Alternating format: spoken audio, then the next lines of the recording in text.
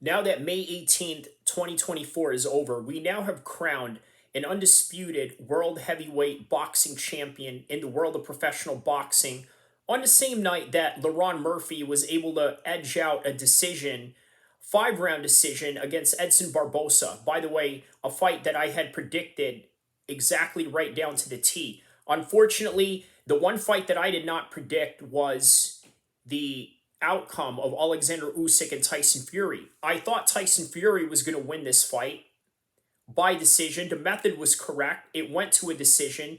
Both of these guys can't finish each other.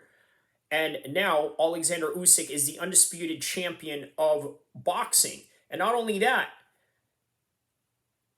the UFC does not have a definitive champion in the heavyweight division. For the first time ever, the world of professional boxing knows its undisputed heavyweight champion, and the world of professional boxing doesn't. And you want to know what's weird about this? The same people that made this happen in terms of knowing who the undisputed champion of boxing is are the same people that literally created the confusion of the UFC's heavyweight landscape. Let me explain. Let me play you a video that I had played earlier, okay, in terms of the live portion of what I had done here. Hold on a second. So this is what I had said in the last few minutes or whatever of this. Hold on a second. Protecting champion, who is the real undisputed champion and who is the real #1 contender, because now we have a real undisputed champion. The only difference now is trying to understand who is going to be the #1 contender, and that is the only thing that we now have to worry about. So now, which means that whoever is going to be, let's say, the mandatory for the WBA, the WBC, or the IBF, whether that would be Herjavec, whether that would be Weili Zhang, or whether that would be Baby Miller, highly doubt it, or maybe even Dubois or Joe Joyce, all they got to do is just get a #1 contendership spot for one of these championships, and they automatically become the mandatory, or they just have to have a little bit of clout in order for them to get that title shot.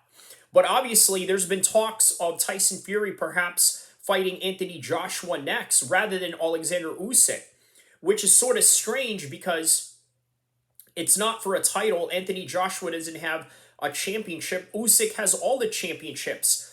But if he doesn't want to fight Usyk next, perhaps maybe the reason could be money motivated. We're talking about, considering that Anthony Joshua is a bigger money fight than Alexander Usyk, even though Alexander Usyk has already beaten him twice. A rematch. They're talking about a rematch, specifically the Saudis. Now, is there any possibilities to that? We don't know. We don't know if there are any strong possibilities to the degree that this rematch will come as early as October, because of the situations that I had just mentioned earlier when I reacted to Usyk's press conference, when I reacted to Tyson Fury's own press conference. All these things have to be taken into consideration. Nothing is definitive. Just like life, just like boxing, and just like MMA. And by the way, speaking of non-definitive terms in the heavyweight divisions of combat sports, how about the UFC in general? How about the fact that we don't have a real undisputed champion in the UFC? And by the way, this right here, this is at the end of the live stream of Tyson Fury versus Usyk.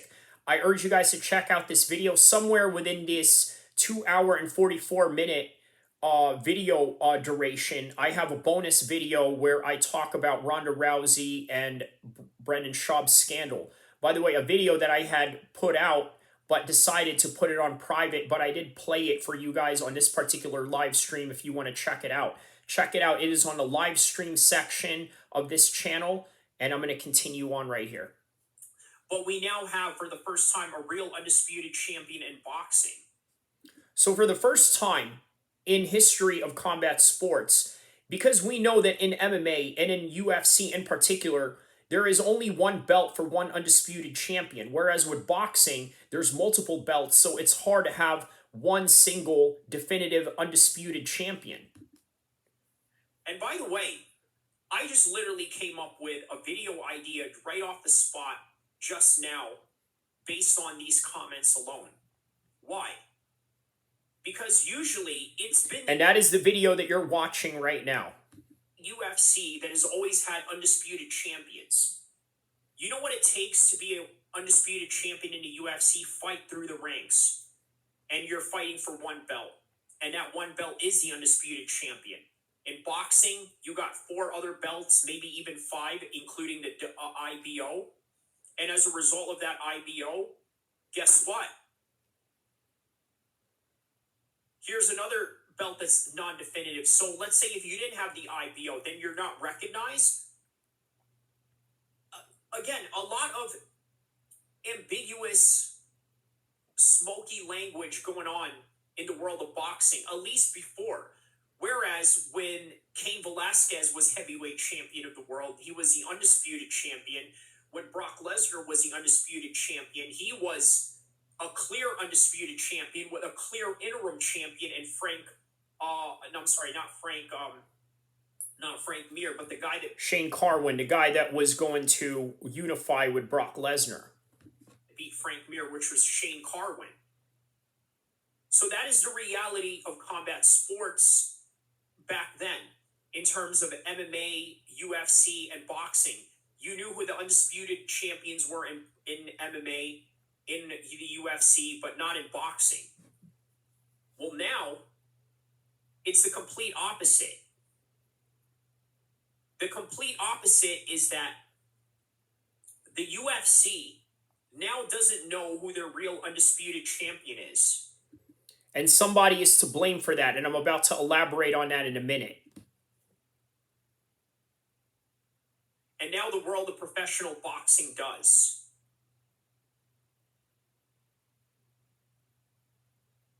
Can you imagine that? That is the world that we are living at right now. We are living in a world where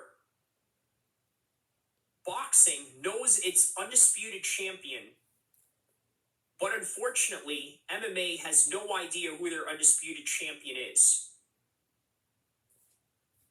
And when I mean MMA, I'm talking specifically the UFC. They don't know who their undisputed champion is in the current moment of time.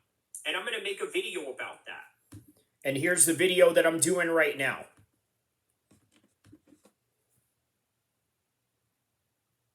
Why am I going to make a video about that? Because the fact that Boxing Tonight crowned its undisputed champion made me realize that the UFC does not have its own real undisputed champion. And as a result, I have to talk about it. So don't forget to like and subscribe, because I will see you on the next content and the next video and the next topic at hand, which is this one.